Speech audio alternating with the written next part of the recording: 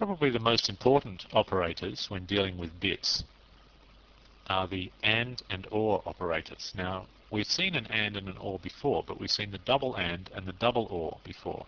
Now, these are the single AND and the single OR. The single AND and the single OR must not be confused with their logical counterparts. I call those the logical ones, double AND, double ampersand, and double OR. Those are the logical operators. These are the bitwise operators.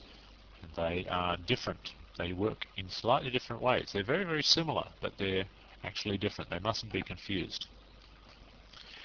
The AND, the ampersand, bitwise AND operator, produces a result such that if the bit is on in both operands, it is on in the result. Now, what does that mean? Well, let's think of an example. So if we call the result, say, Z, and Z equals X ampersand Y, then for each of the bits in Z, let's say we'll test the first bit first. The first bit in Z will be on if both operands in X and Y, in other words, the first bit of X and the first bit of Y are both on, then the first bit of Z will be on. And if either of the first two bits in X and Y are off, then it will be off in Z. So it's almost like the real double ampersand, the logical double ampersand, except we're doing it 32 times for each integer, once for each bit. Because if you think about it, those two smaller bullet points you've got in front of you are exactly how the double ampersand works, except the double ampersand works on the entire number, whereas the single ampersand works on each individual bit in the number.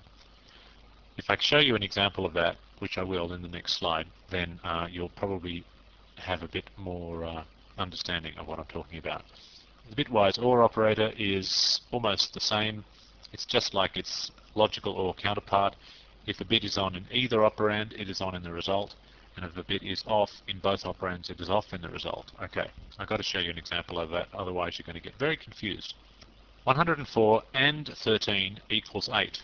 Now how could that possibly be? Let's have a look at the bit patterns and hopefully it will all become clear. The bit pattern for 104 is as follows: 0, 1, 1, 0, 1, 0, 0, 0. The bit pattern for 13 is 0, 0, 0, 0, 1, 1, 0, 1. Now the answer will be built up of 8 bits in this case, and with each of the bits in the answer, the bit will be on if the corresponding bit in both of the two operands, 104 and 13, are on. So let me show you what that means. There's only one spot where the bit is on in the corresponding place in both operands, and that's in the 8th spot. In the very first pair of bits, they're both off. In the second pair of bits, the top one's on, but the bottom one's off. So they're not both on, so the answer is not on either. In fact, there's only one spot in the entire pair of operands where the same bit is on in both operands, and that's in the 8th spot. Stare at that and you'll see the pattern. It will emerge. See the 1 in the answer? If you look directly above the 1 in the answer, you'll see that the 1 is on in both of the operands, whereas it's not both on in any other bit. As far as OR is concerned, 52 or 12 equals 60. 52 looks like that, 12 looks like that, and the answer is if a bit is on in either of the operands, then it's on in the answer. And that's pretty much all there is to it. Stare at that for a little while and you'll get it. Pause the video if you need to. Now, when we're actually using these, the AND and the OR operator, we typically either are turning on or turning off individual bits. We don't tend to do AND and OR arithmetic like you saw in the previous slide. We tend to just turn single bits on at a time, or we turn single bits off at a time. And if we turn a bit on, we might do it like this. We might define a flag, such as 1 shifted left 3. Now we know that that's just a single bit, the number 1, shifted left 3. So it's actually the number 8, isn't it? 1, 2, 4, 8. Okay, so it's the number 8. So it's a single bit turned on, 1 bit. And we might have a integer called status, which is we would think of it as 32 separate flags, 32 separate booleans. One of them, the one in the 8th spot, we're going to decide that that corresponds to whether somebody is married or not. It's going to be a boolean. If it's 1, they're married, and if it's 0, they're not married.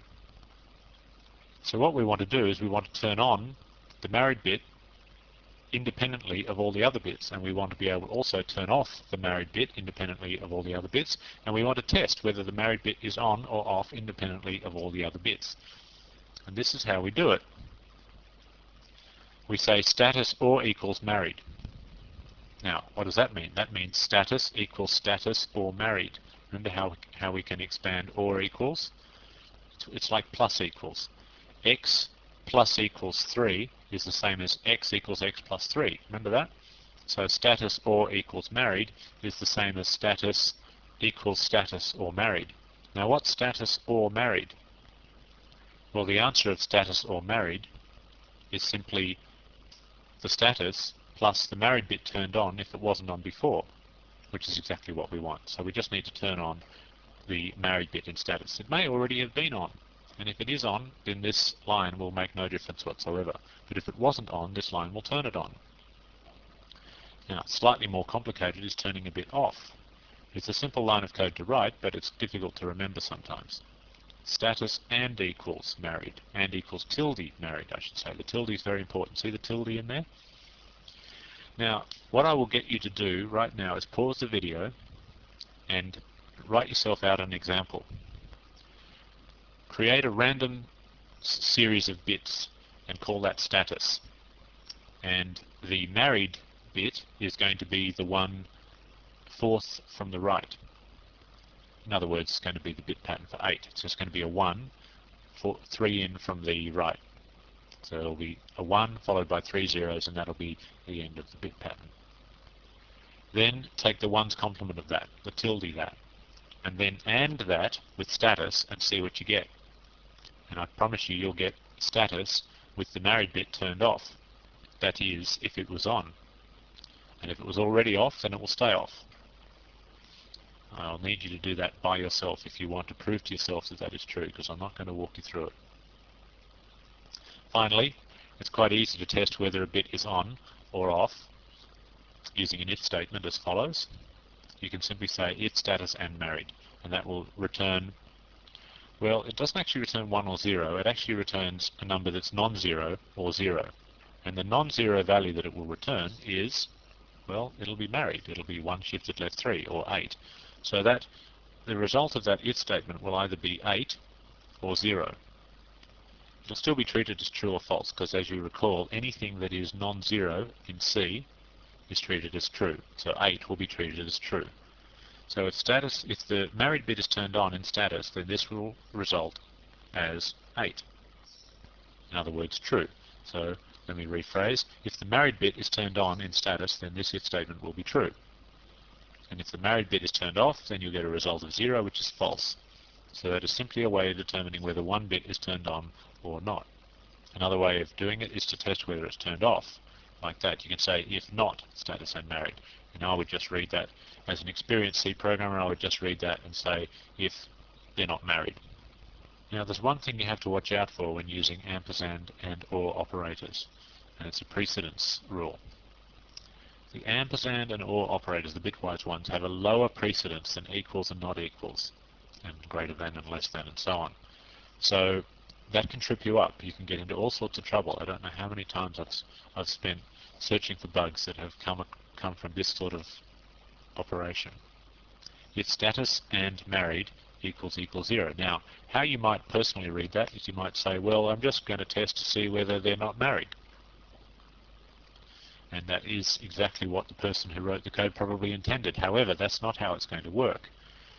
Equals has a higher precedence than ampersand or. So the very first thing that's going to happen on that line is the equals will be evaluated.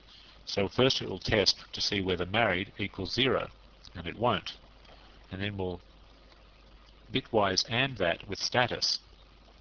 So you'll bitwise AND status with 0, and you'll get 0, no matter what. So that if statement will always be false. So that's something to watch out for. Anyway, let's go and have a look at some code surrounding the ampersand and or operators. I'll show you how to turn on and turn off bits in code. Here is the file called andor.c. This is our employee example again. Remember our employee with structures and so on? And here is the employee structure, and I've simply created some flags for each employee. Now, that's an integer, so there are 32 flags available to me. I'm only going to define 3 of them. Those are 3 independent bits. This is 1 shifted left 0, in other words it's just a 1. That is 1 shifted left 1, in other words it's a 2, and that's a 4. So we go 1, 2, 4, 8, 16, and so on through all the bits that we have, or you can just count up here. 0, 1, 2, 3, 4, 5, 6, 7, however you like to do it.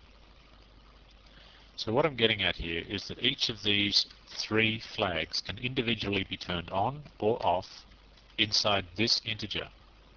So each employee can thus be either married or not married, manager or not a manager, male or female. Imagine if we had 32 of these flags. In the old system, before we could address each individual bit of an integer, we would have had to create 32 separate integers in our structure, each of which would be 4 bytes long. At the very minimum, we would have had to create 32 characters, 32 chars, each of which would be 8 bits long. And that's wasteful. It's very, very wasteful of space if we're only going to use 1 bit inside each integer. The way we're doing it now is much more efficient. We can fit 32 bits into 1 integer. Now, that might not sound particularly impressive when you're just dealing with structures like this, but when it comes to communications and developing communications protocols, such things are extremely important. I'll give you an example as why. Let's say you've got 2 people communicating over the internet or something, and they're using a protocol, and this structure defines that protocol. And we would have 1 integer here that represents at the most 32 flags surrounding the conditions of each transmission. So you could transmit 32 pieces of information via that field with each transmission. So let's say you've got 3 of them defined, and so you can obviously send 3 pieces of information through that rather than creating a separate integer for each one. Now with communications, you obviously want to keep your traffic, your communications traffic, to a minimum. So packing everything into 1 integer is very beneficial, but I'll give you another benefit. If someone comes along and says, well, now we have a 4th flag, we can simply use the same flags field to store the 4th flag, meaning that we don't have to create another integer in the structure. If we created another integer in the structure, we would be actually effectively changing our protocol. There would have to be a new version of the protocol issued, which would not be backwardly compatible with the previous protocol, and the programs at each end of the communications line would have to be updated. In this way, one person can update his program at one end of the protocol and still keep sending the information to the person at the other end without anything going wrong. If you didn't understand any of that, then I don't mind, because communications protocols are not really part of this course. Anyway, let's move on.